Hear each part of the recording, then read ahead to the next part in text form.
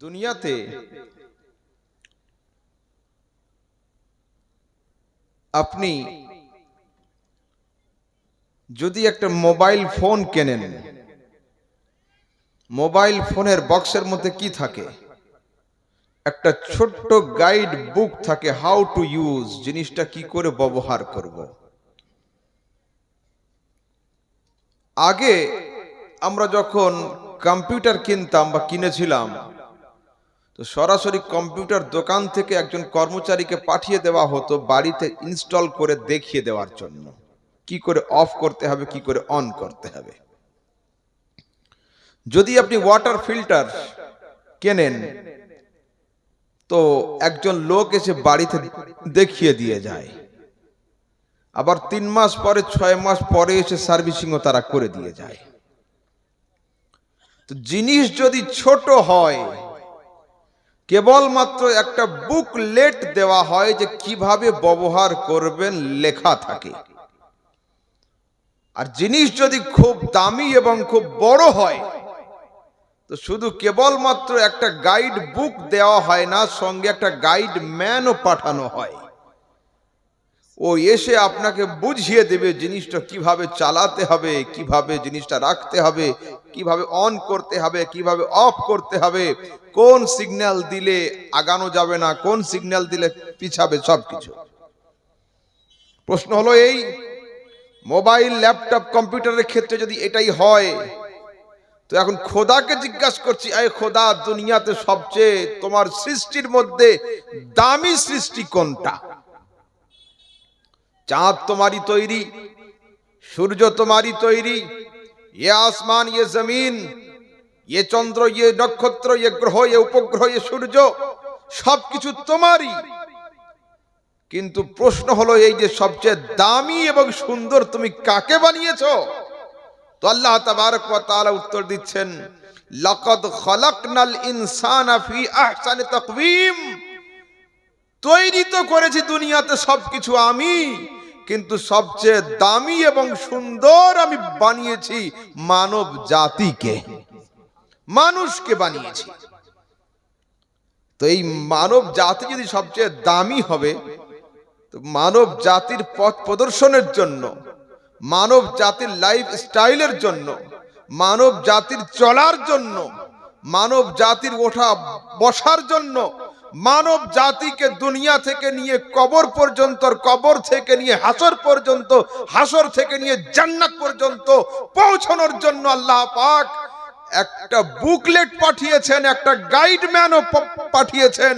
মানব জাতির পথ দেখানোর জন্য যে বই দিয়েছেন, সেই বইয়ের নাম হলো আল কোরআন, আর যে গাইডম্যান পাঠিয়েছেন তার নাম হলো মুহাম্মদুর রাসূলুল্লাহ সাল্লাল্লাহু আলাইহি ওয়াসাল্লাম।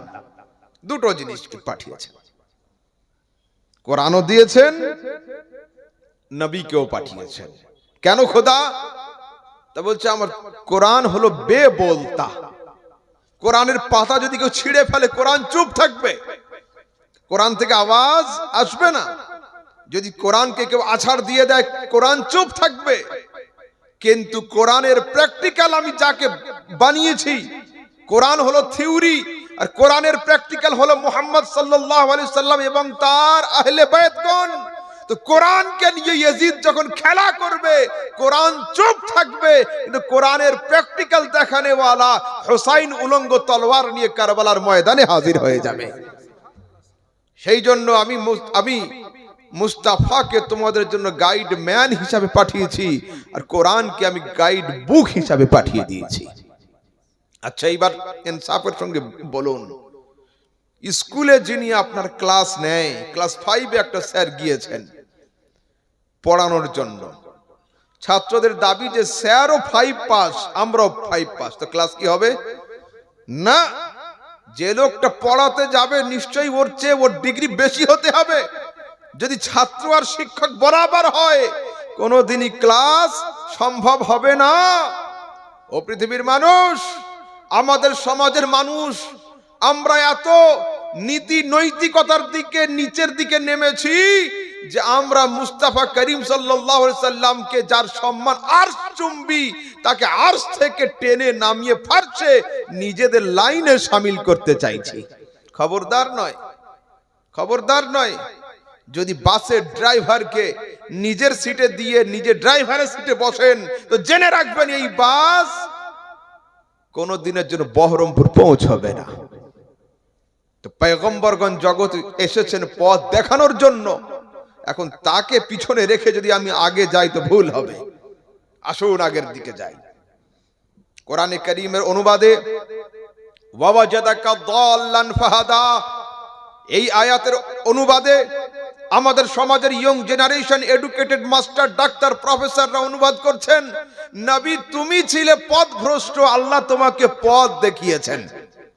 হায় আফসোস, যে লোকটা আমাকে বলছে যে হুজুর আপনাকে গাড়িতে করে রায়গঞ্জ নিয়ে যাব, আমি তাকে জিজ্ঞাসা করছি বাবু তোমার লাইসেন্স আছে? বা লাইসেন্স তো দূরের কথা হুজুর, আমি গাড়ি চালাতেই পারি না। তো ওই লোকের সঙ্গে কি আমি বসবো? না।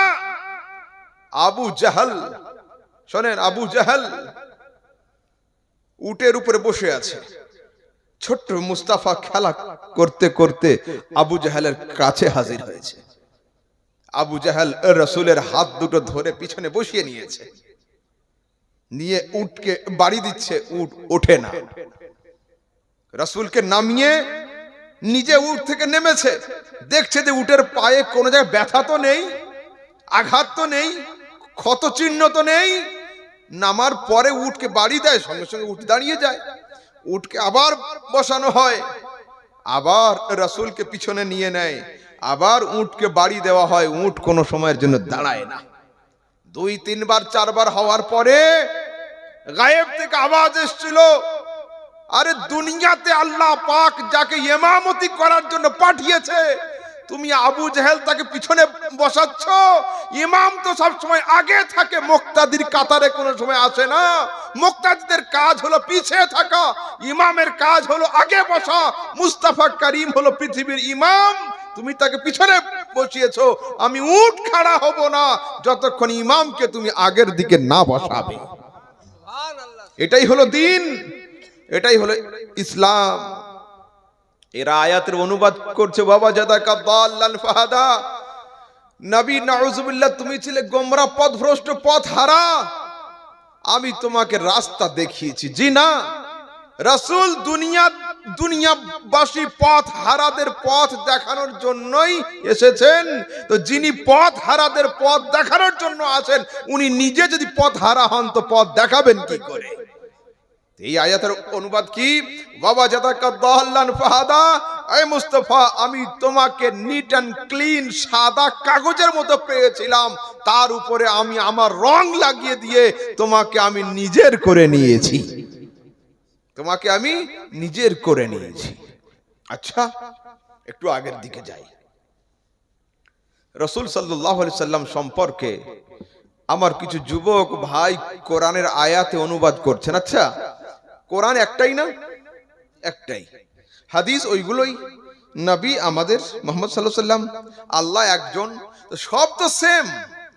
আমাদের আল্লাহ যে, ওদের আল্লাহও সে। আমরা যার নামের কলমা পড়ি ওরাও তার নামের পড়ে। আমরা যে কোরআনের আয়াত দিই ওরাও সেই কোরআনের আয়াত দেয়। তো যদি সব জিনিস সেম টু সেম হবে তো সমাজে এত মতবিরোধ কেন? এ বলছে এটা আমার পন্থী নয়, ও বলছে ওটা আমার পন্থী, ও বলছে ওটা তোদের নয়, ওটা তোদের হুজুর। এমন হচ্ছে কেন? এখানে যারা শিক্ষিত মানুষ আছেন একটু খেয়াল করুন, জাস্ট আমার সঙ্গে 5 মিনিট বাস, বুঝে যাবেন। ইংরেজিতে ওয়াই ও ইউ মানে কি? ইউ মানে কি গো ইউটিউবার ভাই বলো? ইউ মানে তুমি। বাহ, ইউ মানে তুমি। আমি যদি আমার স্যারকে চিঠি লিখি, আমার শিক্ষককে, ইউ আর মাই টিচার, তার অর্থ হবে আপনি আমার শিক্ষক। যদি আমি আমার ছোট ভাইকে লিখি you are my younger brother, তার অর্থ হবে তুমি আমার ছোট ভাই।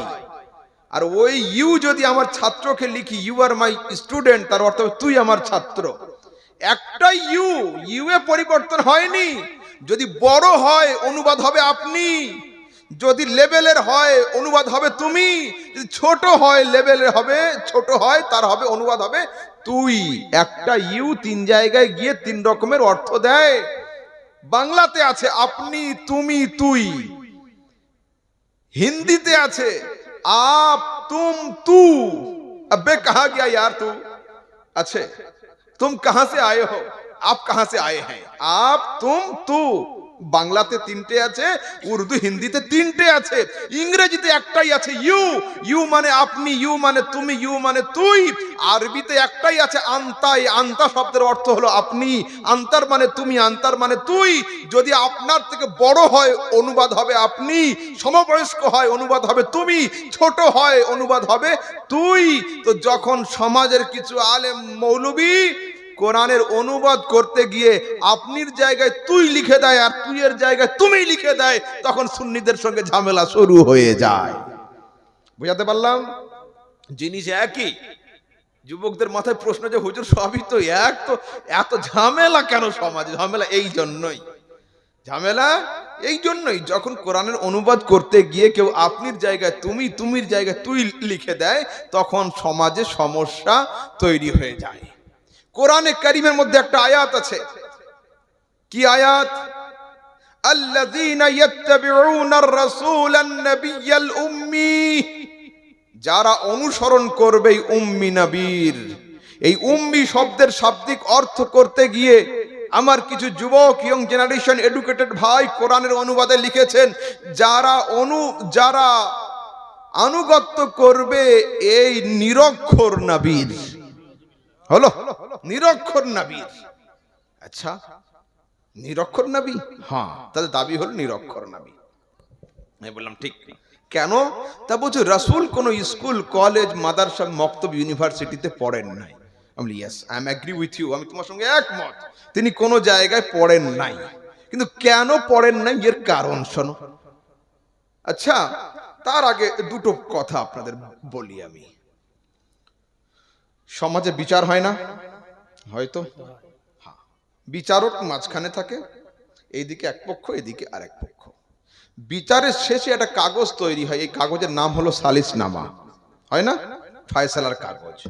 এই কাগজে কিন্তু দুই পক্ষের সই থাকে যে আমরা একমত হলাম, আগামী দিন থেকে মারামারি কাটাকাটি আর করব না, বিচার করলাম। ডান দিককার ছেলেকে আওয়াজ দিলাম, বাবু তোমার আব্বাকে ডাকো, সই করতে হবে কাগজে। ডান দিককার ছেলেটা আওয়াজ দিল, আব্বু আসুন সই করে যান। বাম দিককার ছেলেকে বললাম, বাবু তোমার আব্বাকে ডাকো, সই করতে হবে। ও বলছে, আব্বু আসুন টিপ দিয়ে যান। আমি জিজ্ঞাসা করলাম, বাবা তুমি এত জোরে বললে, তুমি এত আস্তে কেন? তা বলছে, হুজুর আমার আব্বা লেখাপড়া জানে না, সই করতে পারবে না, টিপ দিবে। তো এই 100টা লোকের সামনে যদি জোরে বলি, আব্বার প্রেস্টিজ লুজ হয়ে যাবে, আব্বার সম্মান হানি হবে, মানহানি হবে, আব্বার সম্মানে কমতি পড়ে যাবে। আমি বললাম, হ্যাঁ হ্যাঁ, আমি সেই ছেলেকে অবশ্যই সম্মান করি যে ছেলে আপন পিতার, আপন আব্বার দোষ গুণ লুকিয়ে রাখে, এটা খুব ভালো কথা। কিন্তু আমি জানতে চাই, ও যুবক, 50 জন লোকের সামনে তুমি তোমার আব্বাকে নিরক্ষর প্রমাণ করতে লজ্জাবোধ করছো, আর যিনি জগৎগুরু মুহাম্মদ তাকে তুমি টেলিভিশন চ্যানেলে বসে নিরক্ষর প্রমাণ করতে চাইছো।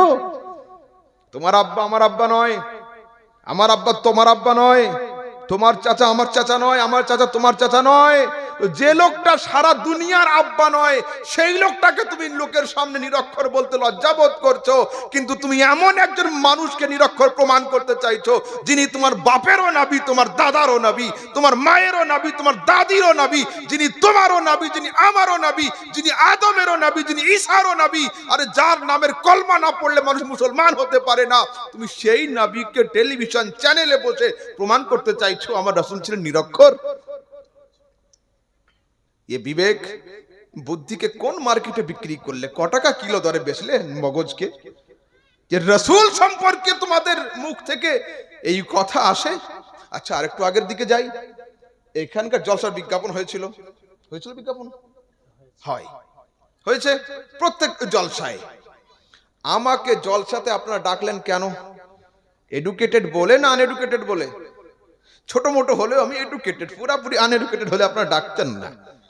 আমাকে জলসায় ডাকলেন কেন? আলেম বলে না জাহেল বলে? ছোট মোটো হলেও কিন্তু আমি আলেম, পুরাপুরি জাহেল মানুষ আমি নয়।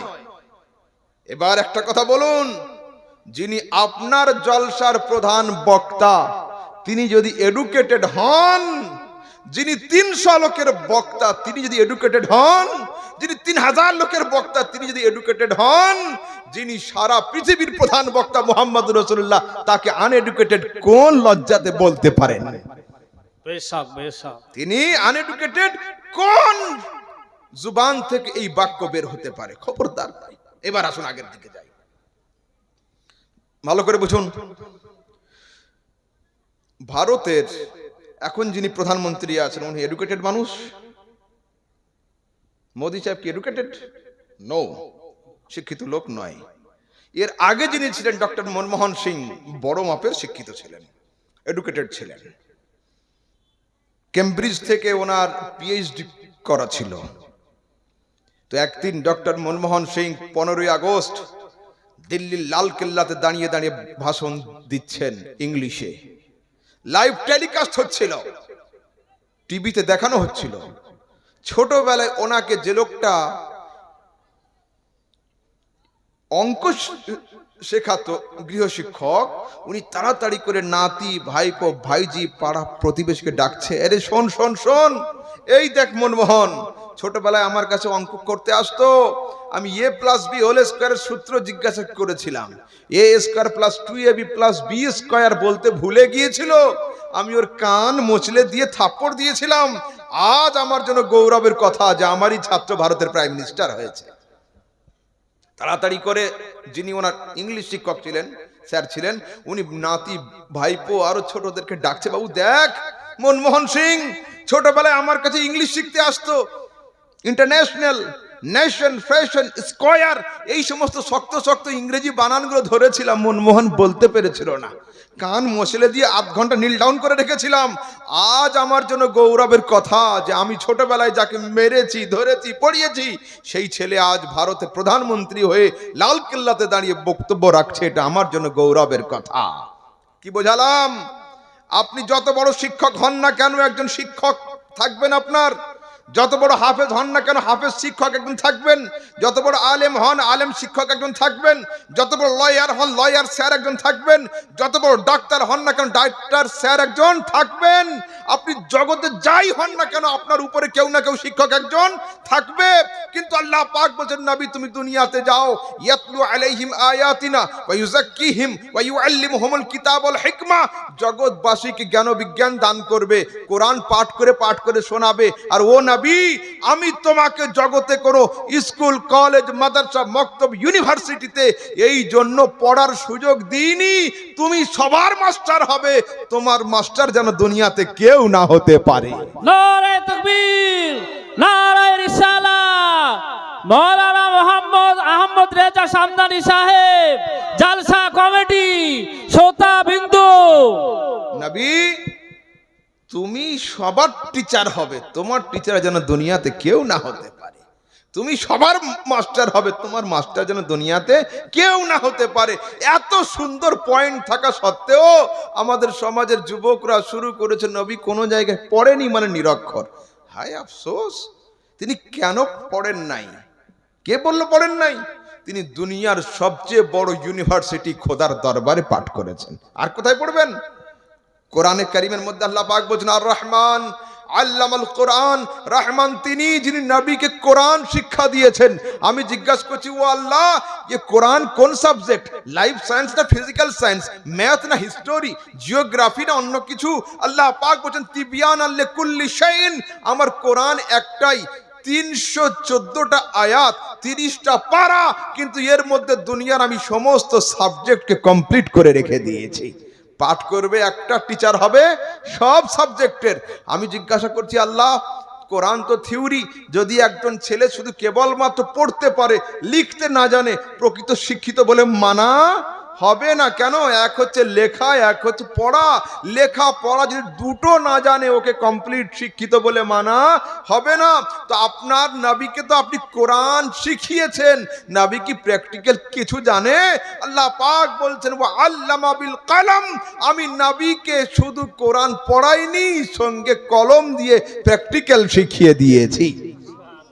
আচ্ছা, এবার বলুন, আমরা যখন 9-এর প্রিপারেশন নিচ্ছিলাম, 7-এর পড়াগুলো অর্ধেক ভুলে গিয়েছিলাম, ক্লাস 10-এর জন্য, মাধ্যমিকের জন্য যখন প্রিপারেশন নিয়েছি, 8-এর পড়াগুলো অল্প অল্প ভুলে গিয়েছি, উচ্চ মাধ্যমিকে যখন গিয়েছি মাধ্যমিকের গুলো ভুলে গিয়েছি, গ্র্যাজুয়েশনে যখন গিয়েছিলাম উচ্চ মাধ্যমিকের গুলো ভুলে গিয়েছিলাম। আমরা আজ মুখস্থ করি, কাল ভুলে যাই, কাল মুখস্থ করো, পরশু ভুলে যাব। আল্লাহ পাক বলেন সানুকরিউকা ফালা তানসা, নবী আমি তোমাকে এমন পড়ানো পড়িয়ে দেব কিয়ামতের সকাল পর্যন্ত তুমি ভুলতেই পারবে না, তুমি ভুলতেই পারবে না। আচ্ছা একটু আগের দিকে যাই। আমাদের হাই স্কুলে নতুন একজন শিক্ষক এসেছে, ঠিক আছে, হাই স্কুলে উনি একদিন, 2 দিন, 3 দিন ঠিকঠাক ক্লাস করিয়েছেন। 1 সপ্তাহ গেল, 1 সপ্তাহ পরে উনি কিউবের সূত্রে গিয়ে পারছেন না, স্কোয়ারের সূত্রে পারছেন।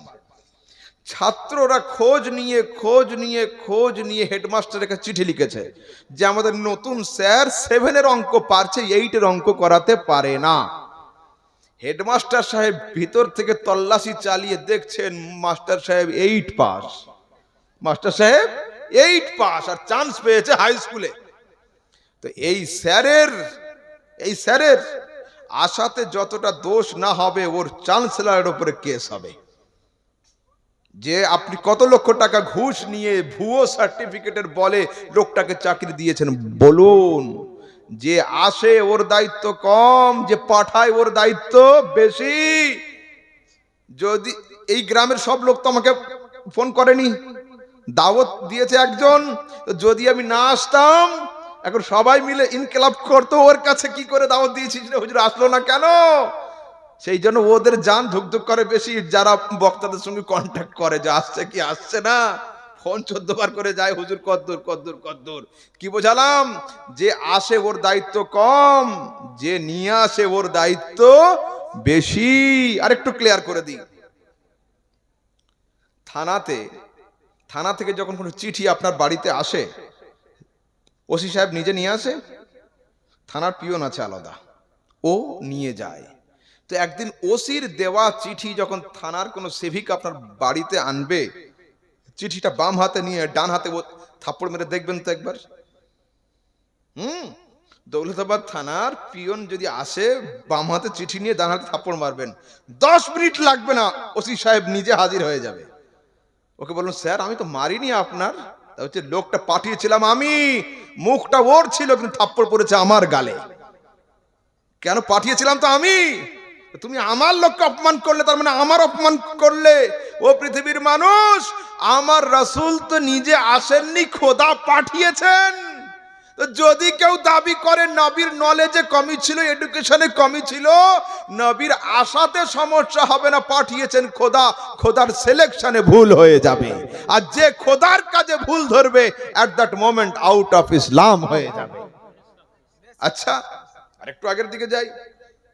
কালুপুর মাদ্রাসা আছে না, এই মাদ্রাসা কে চালায়? মোল্লা চালায় না আল্লাহ চালায়?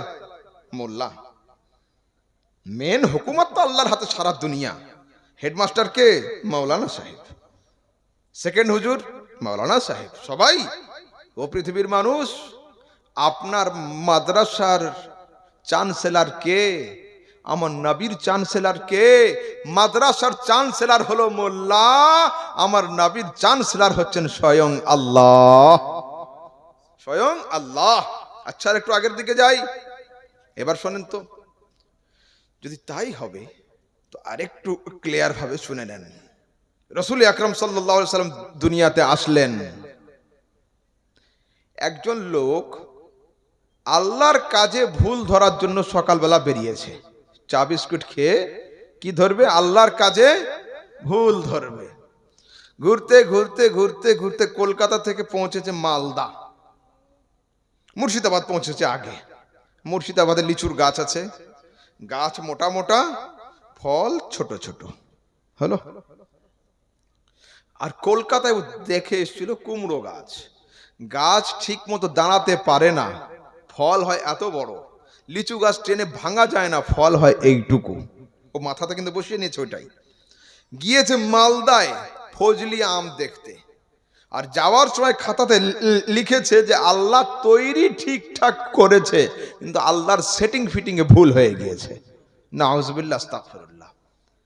কুমড়ো গাছে লিচু হওয়া দরকার ছিল, লিচু গাছে কুমড়ো হওয়া দরকার ছিল। গাছ যেমন ফল তেমন হবে। আল্লাহ তৈরি ঠিকঠাক করেছেন, কিন্তু আল্লাহর সেটিং ফিটিং এ ভুল। আস্তাগফিরুল্লাহ। এই লোকটা মালদা সফরে গিয়ে ফজলি আম দেখছে, উপর থেকে রোদ, গাছের ছায়া পেয়েছে, আরাম করার জন্য আম গাছের নিচে শুয়ে পড়েছে উপরের দিকে মাথা করে। আম গাছের উপরে একটা পাখি এসে বসেছে, পাখির ঝাপটে 250 গ্রামের সাদুল্লাহ আম ছেড়ে পড়েছে ওর কপালের উপরে। উঠে বলছে, আল্লাহ তোমার তৈরিও ঠিক, তোমার সেটিং ফিটিংও ঠিক। 250 গ্রামের আম পড়লো, মাথা ফুলে আলু হয়ে গেল। 10 কেজি ওজনের কুমড়ো পড়লে মাথা আমার ফ্র্যাকচার হয়ে যেত। কি বোঝালাম? আল্লাহর কুদরত বুঝতে পারলে আলহামদুলিল্লাহ, না পারলে সুবহানাল্লাহ। খোদার কাজে ভুল ধরা চলবে না। তো ঠিক তেমনি দুনিয়াবাসী মানুষ, নবী নিজে আসেন নাই, খোদা রাসূলকে পাঠিয়েছেন। তো যদি নবীর এডুকেশনে কেউ ভুল ধরে, নবীর নলেজে ভুল ধরে, নবীর সার্টিফিকেট নেই বলে, নবীর কোনো যাবে না, আসবে না। যিনি পাঠিয়েছেন খোদা, খোদার কাজে ভুল ধরা হবে। আর যে আল্লাহর কাজে ভুল ধরবে তাকে ইসলাম থেকে বের করে দেওয়া হবে। আচ্ছা, আর একটু আগের দিকে যাই। কদিন আগে আনিস মামলা হলো না খুব? হ্যাঁ, আনিস বলে একটা মুসলিম ছেলেকে হত্যা করা হয়েছিল। তো আনিস মামলা হলো। তো এখন আনিসের তরফ থেকে একজন উকিল সাহেব দাঁড়িয়েছিল কিনা? হ্যাঁ, আনিসের আব্বা ছিল বেঁচে। তো এখন উকিল যখন জজের সঙ্গে কেস নিয়ে কথা বলবে, সেই সময় উকিলের তরফের লোক যদি বলে, স্যার আমাদের উকিল সাহেব এবিসি জানে না, ওয়া ক খ জানে না, ওই উকিল কি কেস লড়বে আর আপনার হয়ে? যে তুমি জজের সামনে বললে যে আমাদের উকিল সাহেব জানে না কিছু, তো তোমার কেস আমি লড়বো না, 1 লাখ টাকা দিলেও আমি লড়বো না। ও পৃথিবীর মানুষ, আল্লাহ তাবারক ওয়া তাআলার আদালত থেকে বাঁচানোর জন্য দুনিয়ার কোন উকিলের ওকালতি খাটবে না, মুস্তাফার শাফাত সেইখানে চলবে। তো যখন কিয়ামতের দিনে নবীর কাছে শাফাতের জন্য এরা যাবে, সেই দিন নবী বলবে, খবরদার এসো না আমার কাছে। দুনিয়াতে তো বলেছিলে যে নবী আলিফ বা তাও জানে না, 1 2 3ও জানে না, নিরক্ষর। তো দুনিয়াতে যাকে নিরক্ষর বলেছিলে তিনি তোমার শাফাত করে কেস ফাইল হাতে নিবে না। তোমাদের কাজ তোমরা করো, আমি আমার প্রেমিক উম্মতিদেরকে নিয়ে জান্নাতে চললাম। সেদিন হাল কি হবে? হ্যাঁ, যার নাম না নিলে ঈমান সম্পূর্ণ হয় না, যার নাম না নিলে আযান সম্পূর্ণ হয় না, যার নাম না নিলে ইকামত সম্পূর্ণ হয় না, যার নাম না নিলে নামাজ সম্পূর্ণ হয় না, যার সুন্নাত না নিলে বিয়ে কমপ্লিট হয় না, যার তরিকা না মানলে কবরে শোয়া কমপ্লিট হয় না, আরে যার শাফাতের হাত না উঠলে জান্নাতে যাওয়া সম্পূর্ণ হবে না। আপনি সেই নবীকে নিরক্ষর প্রমাণ করতে চেয়েছেন? খবরদার নয়। নিজের ঈমানকে নিজের ছুরি দিয়ে জবাই করার চেষ্টা করবেন না। যদি দুনিয়াতে থাকতে হয় মুস্তাফাকে মানুন, আর আখেরাতের ভালাই দরকার হয় মুস্তাফাকে মানুন সাল্লাল্লাহু আলাইহি ওয়াসাল্লাম। তার ছাড়া কোনো উপায় নেই, তার ছাড়া কোনো উপায় নেই। আচ্ছা, আর একটু আগের দিকে যাই। আমাদের ইসলামপুরে হাই স্কুল আছে না? হাই স্কুলের নাম কি? চক ইসলামপুর শ্রীকৃষ্ণ চম্পালাল মাহেশ্বরী উচ্চ বিদ্যালয়। বড় নাম, আর আসলে স্কুলটা খুব বড় স্কুল। ওই স্কুলে আমি পড়াশোনা করেছি। তো স্কুলে প্রেয়ার লাইন হয় তো, ক্লাস শুরু হওয়ার আগে জনগণ মন অধিবা আরো কিছু হয় তো। হ্যাঁ, প্রেয়ার লাইন হওয়ার পরে ছেলেরা কোন দিকে যায়? আপনার ক্লাসে যায়। একদিন প্রেয়ার লাইন হলো। প্রেয়ার লাইন হওয়ার পরে সবাই আপন আপন ক্লাসে গেল। 2 জন ছেলে ক্লাসে না গিয়ে হেডমাস্টারের রুমের সামনে দাঁড়িয়ে আছে। হেডমাস্টার অফিসের কাজ করছিলেন। কাজ করতে করতে বলছেন, বাবু এখানে কেন ক্লাসে যাও? ওরা বলছে, স্যার আজকে আমরা ক্লাসে যাব না, আপনার সার্টিফিকেট কটা দেখবো। মাধ্যমিক কবে পাস করেছিলেন, উচ্চ মাধ্যমিক কবে পাস করেছিলেন, গ্র্যাজুয়েশনের নাম্বার কেমন ছিল, আজকের আপনার সার্টিফিকেট কটা যাচাই করব, আগামী কাল থেকে ক্লাস করব। যদি কোনো ছাত্র এই কথা বলে, হেডমাস্টার কি করবে? সার্টিফিকেট নিয়ে আসবে হাত করে ছাত্রকে দেখানোর জন্য? না, কিন্তু হেডমাস্টার খালি হাতেও আসবে না, ডান্ডা নিয়েই আসবে। Get out from my school, you are not my student. বেরিয়ে যা আমার স্কুল থেকে, তুই আমার ছাত্র নয়। কেন? কোনো আদর্শ ছাত্রের স্পর্ধা হতে পারে না, শিক্ষকের ডিগ্রি যাচাই করে। কোন আদর্শ ছাত্রের স্পর্ধা হতে পারে না যে শিক্ষকের ডিগ্রি যাচাই করে। ঠিক তেমন কোন আদর্শ উম্মতির স্পর্ধা হতে পারে না, আপন ধর্মগুরু মোস্তফার ডিগ্রি যাচাই করে। যদি কোনো ছাত্র আপন হাই স্কুলের হেডমাস্টারের ডিগ্রি যাচাই করে, তাকে টিসি সার্টিফিকেট দিয়ে স্কুল থেকে বের করে দেওয়া হয়। আর যদি কোনো উম্মতি ইসলাম বিশ্ববিদ্যালয়ের প্রফেসর, প্রিন্সিপাল মুহাম্মদুর রাসূলুল্লাহর ডিগ্রি যাচাই করে, তাকে আউট অফ ইসলাম এবং কাফেরের ফতোয়ার সার্টিফিকেট হাতে দিয়ে ইসলাম থেকে ঘাড় ধরে বের করে দেওয়া হয়। ঠিক খবরদার, নবী সাল্লাল্লাহু আলাইহি সাল্লামের ডিগ্রি যাচাই কোনো সময় হবে না। এইবার রাসূলকে জিজ্ঞাসা করছি, ও রাসূল, যাচাই নয় দেখতে চাইছি। আমার কাছে একজন লোক আসলো, আহমদ ভাই, তুমি নাকি ইন্ডিয়ার বাইরে কোন জায়গায় পড়েছো, আমি তোমাকে চ্যালেঞ্জ করছি, সার্টিফিকেট দেখাও। আমি বাধ্য নয় ওকে সার্টিফিকেট দেখাবো না, কিন্তু একজন লোক মহব্বতের লোকই বলছে, হুজুর আপনার সার্টিফিকেট একটু দেখবো। আমি বললাম, হ্যাঁ বাবা দেখো, এটাই তো সার্টিফিকেট। দেখতে চাইলো দুইজন, কিন্তু দুইজনের নিয়ত আলাদা ছিল। একজন দেখতে চাইলো চ্যালেঞ্জ করে যাচাই, আর আরেকজন চাইলো মহব্বতের সঙ্গে। তো সবসময় মহব্বত ওয়ালার সঙ্গে সম্পর্ক থাকে, যাচাই ওয়ালার সঙ্গে সম্পর্ক থাকে না। তো আল্লাহকে জিজ্ঞাসা করছি, ও আল্লাহ, আমরা যাচাই তো করতে পারবো না, নবীর সার্টিফিকেটটা জানতে চাইছি। একটা ছেলে 1 থেকে 10 পর্যন্ত পড়ার পরে মাধ্যমিকের সার্টিফিকেট পায়, আরো 2 বছর পরে উচ্চ মাধ্যমিকের পায়, আরো 3 বছর পরে গ্রাজুয়েশনের পায়, আরো 2 বছর পরে এমএ এর পায়। আমার রাসূল তো তোমার দরবারে শিক্ষা নিয়েছে, তো রাসূলের সার্টিফিকেট কি? আল্লাহ পাক বলছেন, আমার রাসূলের প্রথম সার্টিফিকেটের নাম হলো ওয়া আল্লামাকা মা লাম তাকুন তাআলাম। নবী, তোমার প্রথম সার্টিফিকেটের নাম হলো তুমি যা যা জানতে না, তোমার আল্লাহ তোমাকে তা তা শিখিয়ে দিয়েছেন। তুমি যা যা জানতে না, আল্লাহ তোমাকে তা তা শিখিয়ে দিয়েছেন। আচ্ছা বলুন তো, আপনাদের যা যা, আমার যা যা, প্রধানমন্ত্রীর যা যা, নবীর যা যা একই হবে না। একজন লোক আমার কাছে এসে চাইলো, হুজুর ভিক্ষা হবে। পকেটে হাত দিলাম, 5 বা 10, এর বেশি তো নয়, দিয়ে দিলাম। ওই লোকটা একটা ধনী লোকের কাছে গেল, দিয়ে দিল 50 টাকা। কিন্তু মুখ্যমন্ত্রী, প্রধানমন্ত্রী গাড়িতে ওঠার সময় যদি কোনো ভিখারি পৌঁছে যায় আর স্যার দেন বলে হাত দিয়ে দেয়, মুখ্যমন্ত্রী যদি ওকে 50 টাকা দেয় তো নিউজ পেপারে হাইলাইট হয়ে যাবে, রাজ্যের মুখ্যমন্ত্রী মাত্র 50 টাকা ভিক দিয়েছে। 50 টাকা আমার আপনার কাছে দামি, কিন্তু ওনার চেয়ার হিসাবে 50 টাকা ভিকটা ঠিক হয়নি। এত বড় রাজ্যের মালিক, 50 টাকা ভিক হয়? তো যেমন যেমন চেয়ার চেঞ্জ হয়, তেমন তেমন ভিক্ষাও বেড়ে যায়। যেমন যেমন লেভেল হাই হয়, তার দানও তেমন বড় হয়।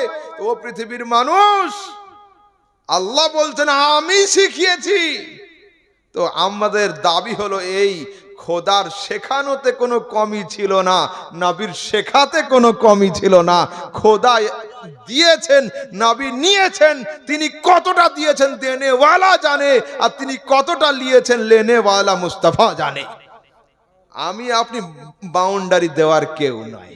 আমাদের সমাজে কিছু সাধারণ আলেম মানুষ পর্যন্ত এখন ফয়সালা করছে, না নবী এটা এটা জানে, ওটা ওটা জানে না, সেটা সেটা জানে, এটা এটা জানে না।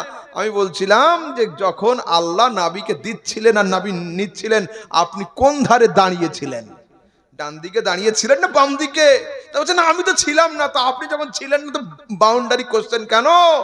আমাদের দাবি হলো এই, খোদার দেওয়াতে কমই ছিল না, নবীর নেওয়াতেও কমই ছিল না।